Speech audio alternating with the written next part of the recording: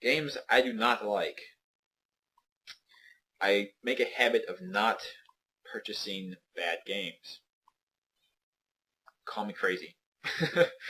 I don't like to do it. Even now that I'm doing things where I make fun of bad games, I do not like to go and buy bad games because it's like even having them in my possession, owning things are just make me feel like I have poor choice in games. I don't know. I just don't enjoy having bad games in my collection. It's reserved solely for games I at least find playable, at least. So the first game is a game that's showing that I often will chuck bad games to the side and forget that I ever owned them. But I was thinking about it, and I remember I did own this game. So I'm a huge fan of this series. I'm going to show you what I have for this. Harvest Moon. I love sim games, sorry. That's just how it is. Harvest Moon, A Wonderful Life, on the GameCube. They made a girl version of this as well, but I felt that I had the boy version. I don't like to play women in my games, usually, so I stuck with this one. This game series, to me, is great. It's a great sim game. It's addicting as all get out, and I don't want to curse too much just yet. I will later. But I owned the one on the PlayStation 2, and I forget what it was called. It's not important. Only what the important thing is that it sucked a lot. The game was based around the idea that you were a guy who inherited your father's farm. I'm pretty sure that's a plot in every single one. It's fallen apart because he got old, you abandoned the place, but you're coming back because he died, and his last wish was that you built his farm back up to something great, something people talk about. So there you go. That's your plot. The game is a farming sim. You farm crops, you sell the crops, buy more upgrades to your house or barn, or buy animals or more crops, things like that. Certain crops are grown in certain seasons. And a big part of the game is interaction with the townspeople.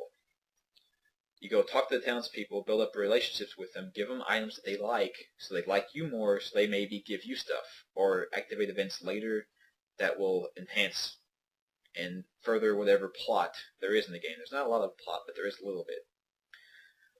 But the big thing for the game was talking to those people, going to festivals in the town with those people, and playing little mini games. From talking to one of the many women in the town who can fall in love with you, and eventually that you marry, and you have kids, and the kids grow up, and that's the part of the game. Growing the crops, the various kinds of crops in the various kinds of seasons, the various kinds of animals you can get, your dog, your trusty and faithful dog, your horse. You get a horse that you ride and to increase your run speed so things don't take so long. And the game has days. It's split up into days. Now, what did the PS2 one do wrong? Just about everything. They made the game more plot-driven, but they did it through these stupid fairy guys that were dumb. I hate them I hate them so much. They took out festivals. They took out the opportunity to date and marry one of the women in the town. You can talk to them and they kind of flirt, but you never get any kind of relationship with them. So they therefore also took out having children, which was part of it. They took out a good number of crop variety. They took out a good number of the animal variety. So basically, they took out everything that made the game what it was. They had a farming sim, took out the farming sim portion of it, and didn't add anything. So where does that leave you, really? It leaves you with a game that has nothing. There's nothing to it to appeal to you, to make you want to play it, and it's just horribly god-awful. I hate it so much that I got rid of it. I don't know if I trashed it or sold it or what. I forget. I wiped it from my mind and had to re-remember it for you people so you can know games I hate. I hope you are all happy with yourself. I couldn't get that with a straight face, sorry. Onwards. This game, X3, or X cubed, I could never figure it out. I saw this game and it looked interesting to me, and I went around to sites to where people talked about other games that came out in the series, and they said they were great, they were amazing games, and I am inclined to believe them on those counts at least. Those games are supposedly really good ones, but I honestly should have known, now that I'm remembering looking back at the cover, I honestly should have known this game was going to be bad because of this. Here's a hint for you people. Most of the time, if there's a game that requires this to be on there for no reason, there's no reason for her to be here. If they have very attractive women, CG women, but it's women nonetheless, on the front or on the pictures for the game case, the game is more than likely going to suck because they're trying to appeal. They know that their game is awful, so they're trying to appeal to the little prepubescent boys who think, "Oh my God, hot chick," and go out and buy the game. This game's awful.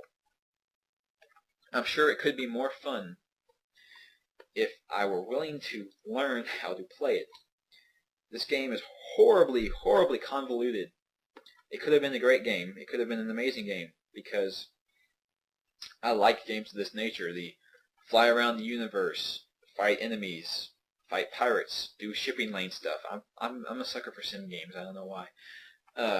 It could have been great, but there's no. It's got one of the things I hate the most in any game. There's no learning curve to this game. They don't teach you how to play it. They just throw you in the game and say, "Here, I hope you're a master already, because if you're not, you're going to die." And that's horrible for a game, especially when this is the first I've played, and I don't know if the other games have controls like this, but it's awful. And the instructions are awful. It's just all around horrible. I think it's mainly because I think this was made by a foreign company, not a non-US company. So I don't think English was their main language. So the book was truly just awful to try and read. It didn't make a lot of sense. And the game did not make a lot of sense. The plot, I did not know what was going on.